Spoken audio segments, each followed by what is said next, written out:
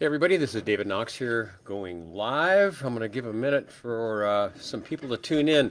I am inspired to come to all of you, help you out with the challenge that many of you are facing as it relates to the buyer agent commission.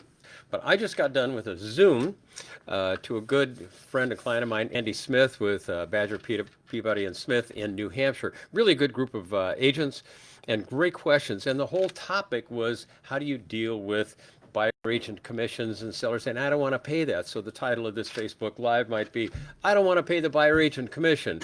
Or a question, hey, I heard I don't have to pay a buyer agent commission.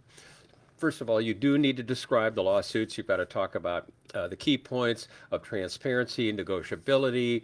When they say that to you, I heard I don't have to pay the buyer agent commission. Here's your answer. You say, that's true. You don't have to pay the buyer agent commission, but you could if you wanted to. I'm just going to pause for dramatic effect. I want you to get this line because I want you guys to role play it. I want you to practice it, and then I want somebody. Let me know, David at davidknox.com. Let me know when you do this. So let's set this up again.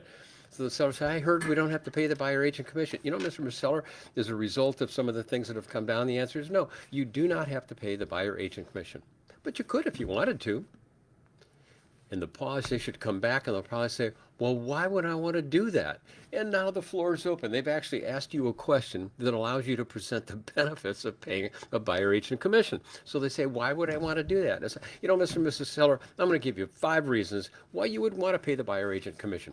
Number 1, I don't know if you're aware of this, but the majority of buyers come from co-op agents. I took a look at our statistics, and by the way, all of you need to get this number right.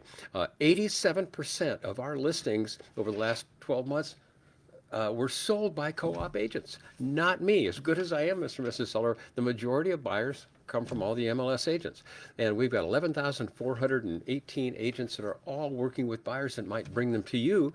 And if they have a buyer, I'd like to be able to compensate those agents for handling all the work that they do to find your home, to show it, to do financing and credit reports and appraisal and inspection, all that stuff. I want to compensate them for that. So that's the number 1 reason why you might want to pay a buyer commission. Number 2, buyers today, they're strapped for cash. You know, inflation's eating away at all their cash. They're scraping up just enough money to come up with a down payment and closing costs. And if they have to add the commission on top of that as a separate expense, that may just take them out of the market or certainly take them out of looking at certain homes. Number 3, along with this thing, a buyer may choose to see properties based on whether or not their commission is covered. That's up to them. We agents can't make those decisions, but a buyer could. And number 4, here's a technique for all of you, and that is you ask the sellers, Mr. and Mrs. Seller, let me ask you this. When you bought this home, was your commission covered within the terms of the sale, or did you pay for it separately?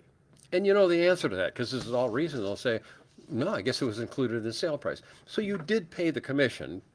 It's axiomatic you paid it because it's included in the sale price, but it wasn't a separate fee. Is that right? I just see Juan Carlos. Hey, how are you doing, Juan Carlos? Good to see you.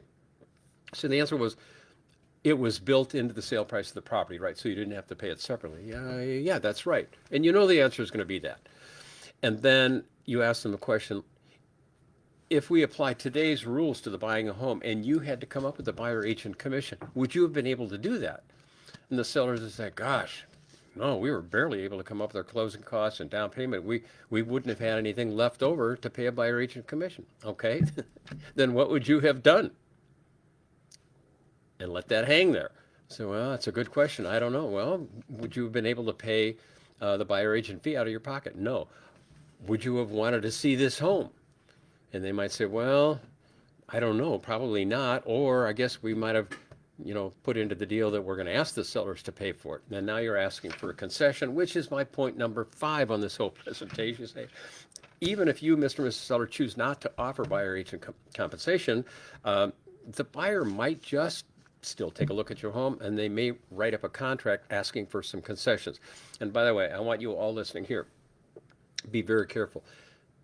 When in a contract you ask for commissions, in some cases you have to define that it's going for commission, but if you do that, you're going to bump up against Fannie and Freddie and FHA and VA and financing the commission, so that becomes painful.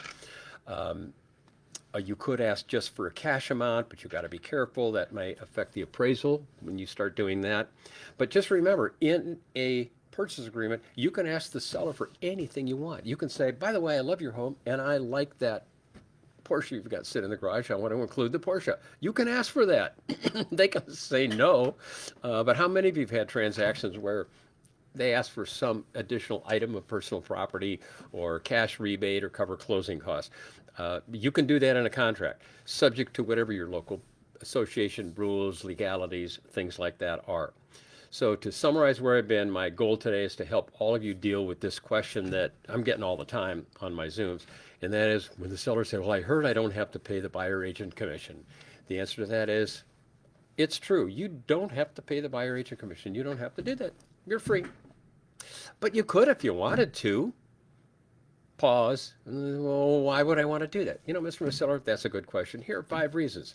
Number 1, the majority of buyers come from co-op agents. Number 2, buyers are strapped for cash. They may not be able to afford to buy a home if it's not covered. Number 3, they may choose property based on the offer of compensation. Number 4, how would you have been able to buy this home had you come up with a buyer agent commission? And let them deal with that. And number 5, the buyers may ask for it anyway. So those are 5 reasons that hopefully will help you all with buyer agent commission. We've got an entire series of videos that went into this in detail with Marcy Rogo and Jack Miller and Steve Murray.